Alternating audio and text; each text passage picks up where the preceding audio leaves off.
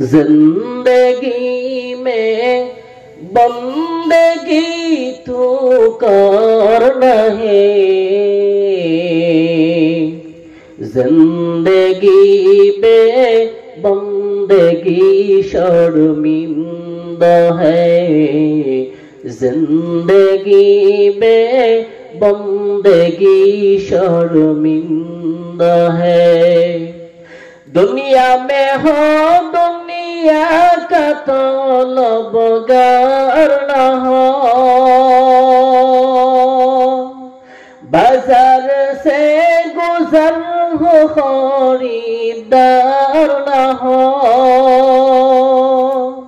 ए दुनिया एक मिसले कागज फूल है, ए दुनिया एक मिसले कागज फूल है।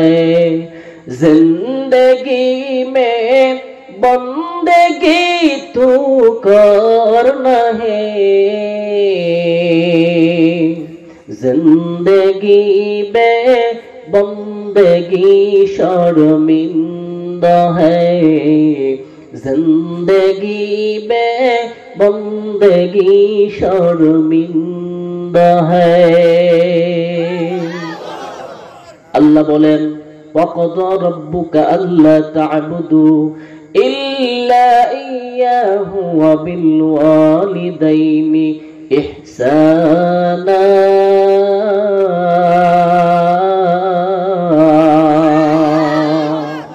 আল্লাহ বলেন আমি আল্লাহর পক্ষ থেকে ফয়সালা হয়ে গেছে, আমি আল্লাহর ইবাদত করবা, আমি আল্লাহর সাথে কাউকে শরীক করা যাবে না, আল্লাহ ছাড়া কারো ইবাদত করা যাবে না। বলেন তো এই যে আল্লাহ মাথা সৃষ্টি করেছেন, এই কপাল সৃষ্টি করেছেন, এই কপাল আল্লাহকে ছাড়া কারো পায়ের মধ্যে ঠেকানো যাবে কি? যাবে? একমাত্র আল্লাহর কদমেই এই কদম লুটিয়ে পড়বে। কথা বলেন ঠিক কিনা? আল্লাহ যদি কারো সাথে শরীক করা হয়, শিরিক করা হয়, তাহলে আল্লাহ বলেন ইন্নাল্লাহা লা ইয়াগফিরু আই ইউশরাকা বিহি ওয়া ইয়াগফিরু মা দুনা যালিকা লিমান ইয়াশা। আল্লাহ বলেন আমি আল্লাহ নিশ্চয়ই মাফ করব না, ক্ষমা করব না শিরিকের গুনাহ, অন্য যে কোনো গুনাহ লিমান ইয়াশা।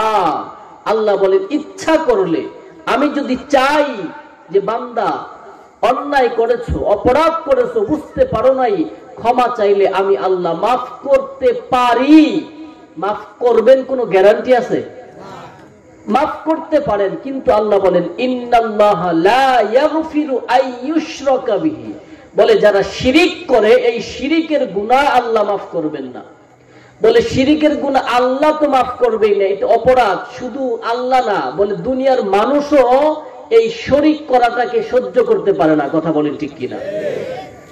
আপনি একটা ঘর বানাইছেন, এই ঘর বানাইতে টাকা লাগছে, পয়সা লাগছে, মেধা লাগছে, শ্রম দিছেন, সব কিছু দেওয়ার পর এখন যদি কোনো সন্টু আর মন্টু আইসা বলে এই বাড়ির ভাগ আমার, এই ঘরের মধ্যে আমার শরিক আছে, কেমন লাগবে?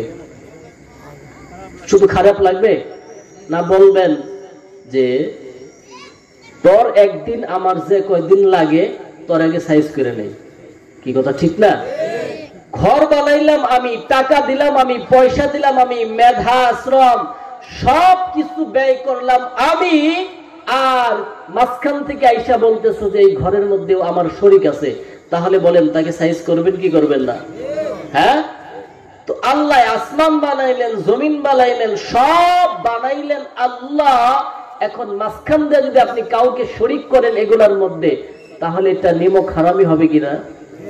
আরো ছোট করে বুঝেন, আপনার সন্তান যদি আপনি জন্ম দিচ্ছেন, জন্মদাতাকে পিতা, এখন এই সন্তান যদি আপনাকে আব্বা কইয়া ডাকে, ঠিক আছে, আপনার সাথে আরেকজনকে আব্বা কয়, কি মেনে নেবেন এটা?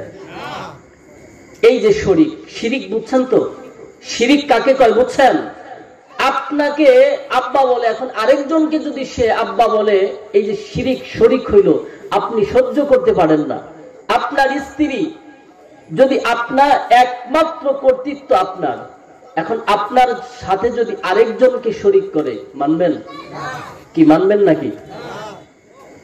যদি দুনিয়ার মানুষের এমন হয় যে আরেকজন শরীককে সহ্য করতে পারে না, তাহলে আসমান বানাইলেন যিনি, জমিন বানাইলেন যিনি, মানুষ সব কিছু যিনি বানাইলেন, তিনার সাথে শরীক করলে তিনি কি মাফ করবেন? কি মাফ করবেন নাকি? এজন্যই আল্লাহ বলেন, ইন্নাল্লাহা লা ইয়াগফিরু আন ইউশরাকা বিহি ওয়া ইয়াগফিরু মা দুনা যালিকা লিমান ইয়াশা।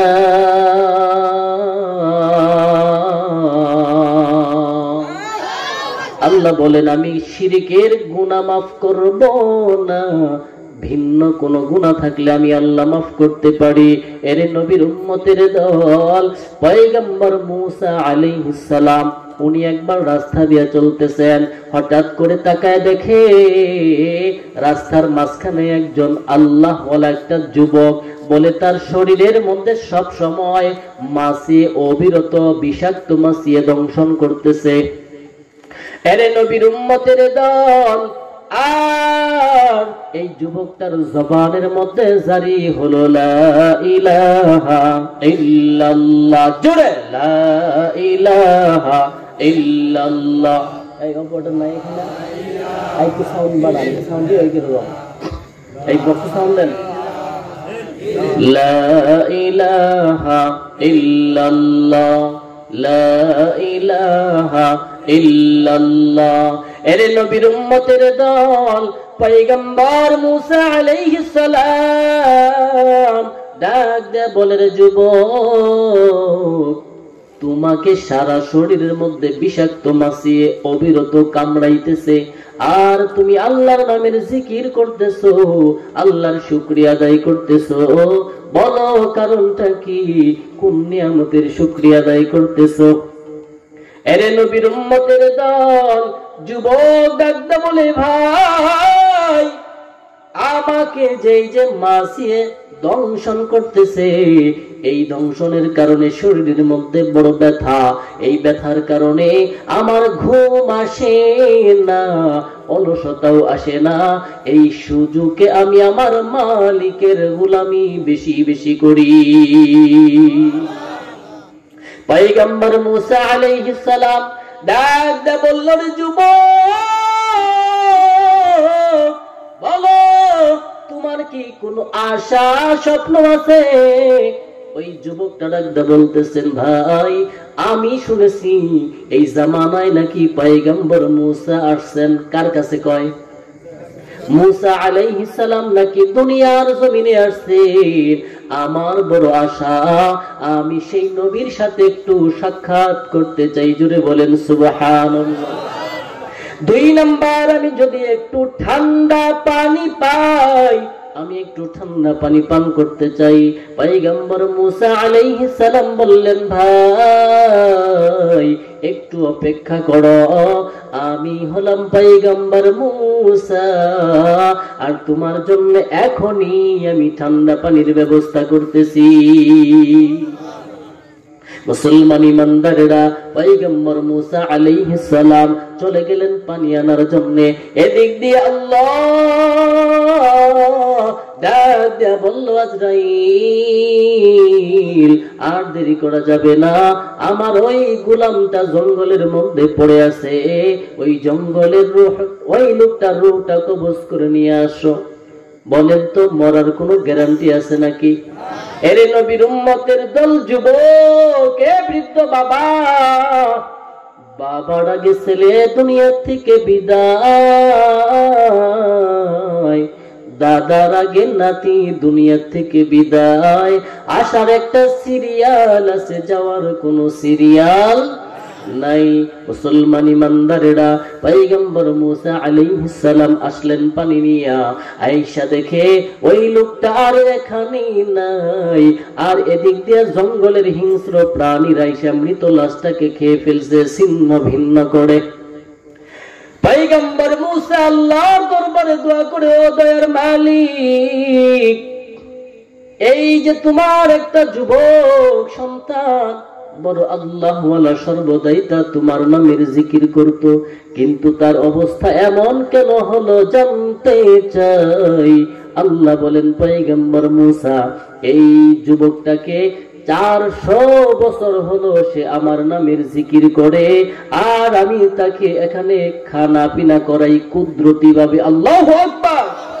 কুদরতি ভাবে তাকে খানা পিনা করাই, কিন্তু সে আজকে আমার কাছে পানি না চাইয়া তোমার কাছে কেন পানি চাইলো? এটা আমি আল্লাহর কাছে ভালো লাগে নাই, এই জন্য তার সাথে এমন আচরণ করেছি। কি বুঝাইলাম, বুঝছেন নি কিছু? এরে নবীর উম্মতের দল, আল্লাহ এটা সহ্য করতে পারি না যে আমার বান্দা, আমার বান্দা। আল্লাহ বলেন, ইয়া ইবাদি, আল্লাহ অন্য কোন জিনিসের ব্যাপারে সৃষ্টি করে, আল্লাহ আসমান সৃষ্টি করেছেন, বলেন নাই যে আমার আসমান। জমিন সৃষ্টি করেছেন, আল্লাহ বলেন নাই যে আমার জমিন।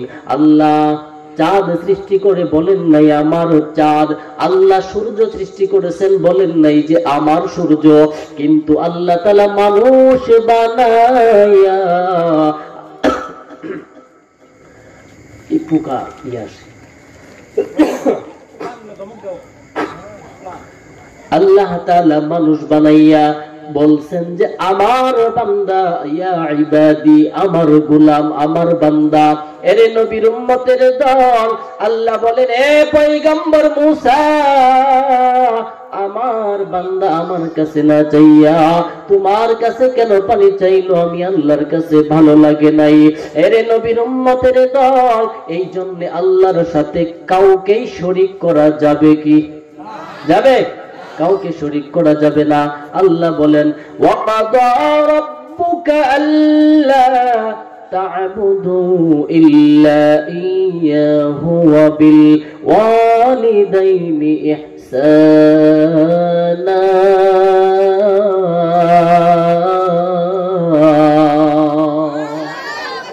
আল্লাহ বলেন, আমি আল্লাহর পক্ষ থেকে ফয়সালা হয়ে গেছে, কারো গোলামি করা যাবে না, ইবাদত করা যাবে না।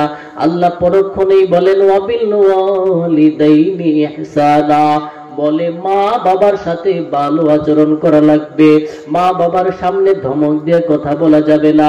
এরে নবীর উম্মত